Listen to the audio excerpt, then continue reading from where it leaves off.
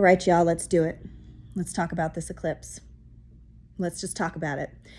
I haven't been doing the videos on YouTube as much because I've had some reflection that the longer videos are harder for some people. And so I've been on TikTok a lot doing the smaller pick a cards and where the moon's at videos. But I also think that there needs to be sometimes a longer conversation about things that are more soulful and need to be explained in more depth. And this week is definitely one of those weeks.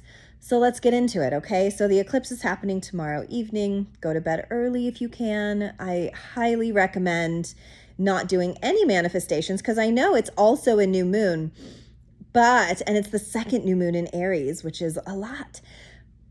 And we don't want to manifest things that intrinsically are going to be let go of, because this eclipse is a letting go. It's at 29 degrees of Aries. So it is the very last degree of Aries, which represents a destruction.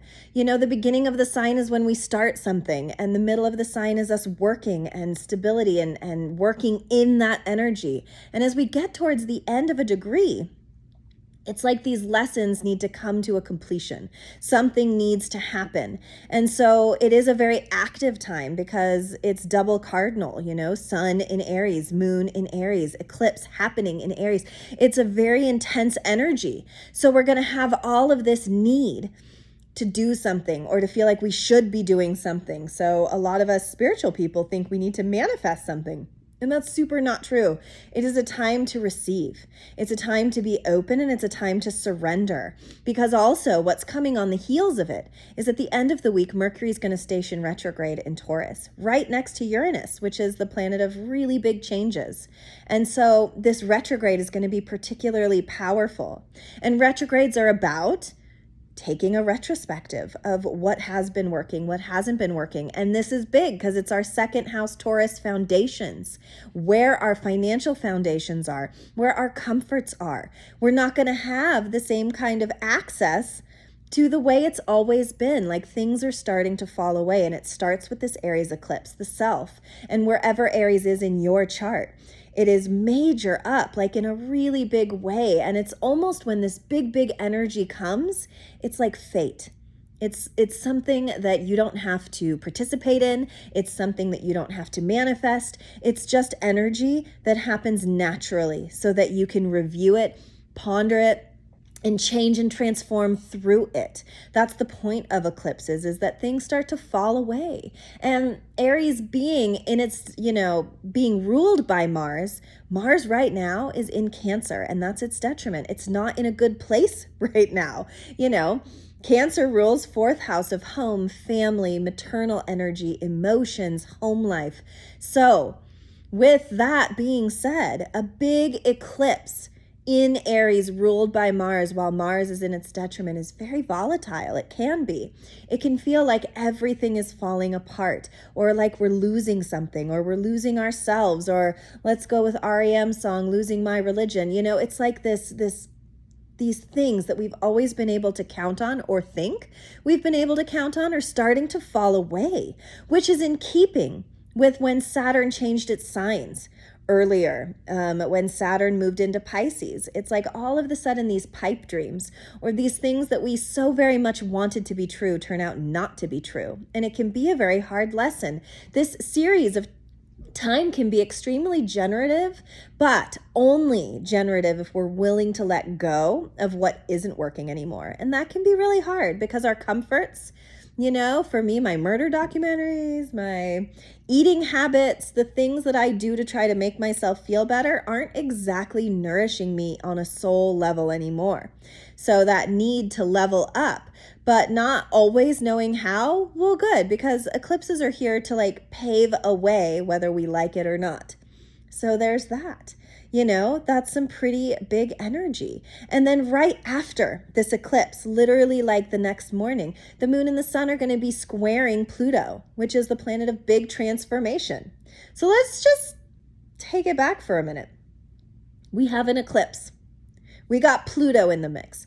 We got Uranus in the mix. We got a square. We got Mars. We got Mars in its detriment. We got all kinds of things that are pretty darn intense happening. And so even if you don't feel this personally, Like on a grander scale, there's so much going on that is falling away, that is making things feel out of our control.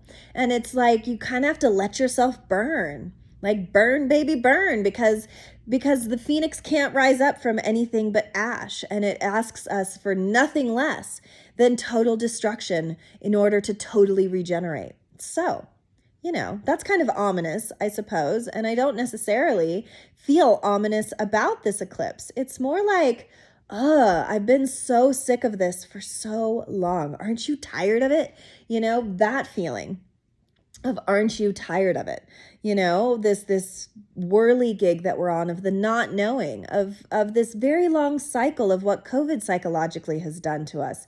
There's a lot that needs to be swept away and cleaned out that we haven't been attending to as well as maybe we should have been.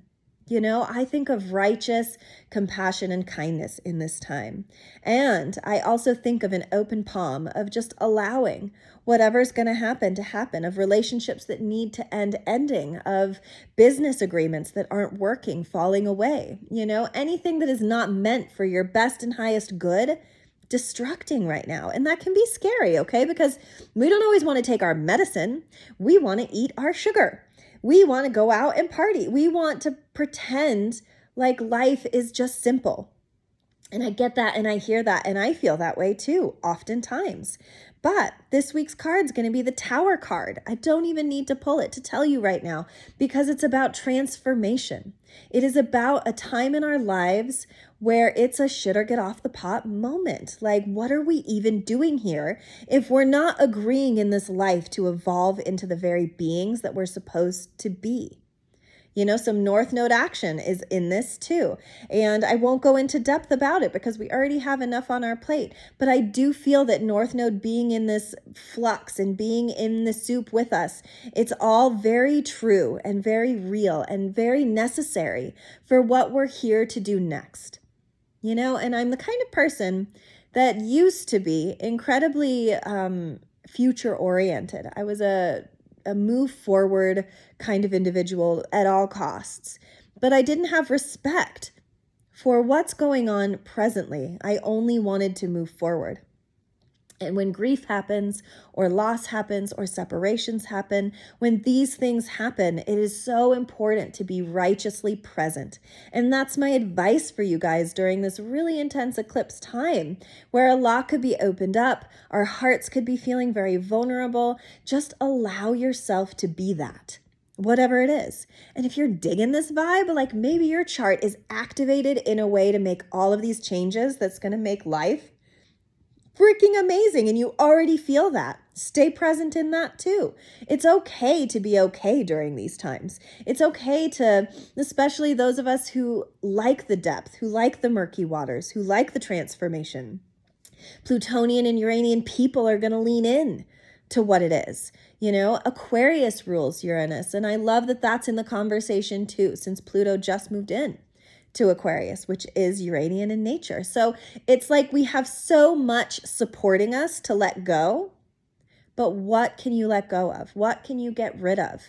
Instead of manifesting, the best thing you can do this week is what can we let go of? Even if it's stuff like clean out a few drawers, or, forgive someone that never said sorry, or forgive yourself, or, really take, instead of a victim look at the hard things that have happened to you, take an accountable look for like, oh, all of these things happened to me, and here's how I didn't handle it very well, and here's how I did handle it well.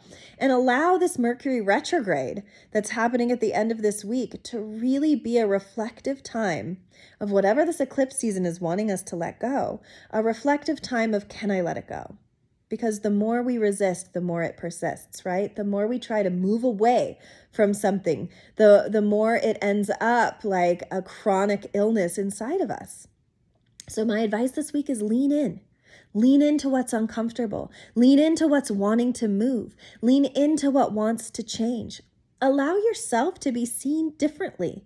We're not who our parents thought we were. We're not who our siblings think we are. It's because these people who have loved us our whole lives, unfortunately, have put a label on who that means, on who we're supposed to be, on who they're comfortable with us being. And that's not just our familial people, it's anybody who's known us for a really long time.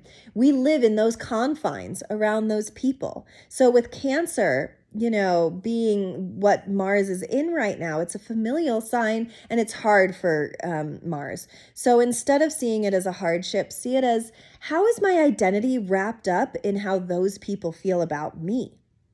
It's a big question. We all have struggles with our familial-based reality, with the people that have known us the longest, because they have the least room to see us differently. And that's not their fault. We are that way too. We're all predisposed to want to put the people we love in these boxes. It's why relationships that start out so beautiful end up being so hard, because we don't want to move and change together. We get threatened by the other person's growth, and then we get resentful, and then we just put them in a box and we never take them back out. And it's so important this month, this eclipse season, this new moon, this Pluto square, this Mercury retrograde. It's so important to take yourself and others out of the box that we've all put each other in by accident, but all the same, put each other in, and see ourselves anew. And that can be so scary, to see our loved ones as different, to see them and how they've grown, to see them in how they're spreading their own wings that's separate from us, that might trigger us, or how their belief systems have shifted. It's a big paradigm shift right now, and it's going to be very highlighted this week. So deep breaths. Take deep breaths. Be okay with what is now, because we can't change it.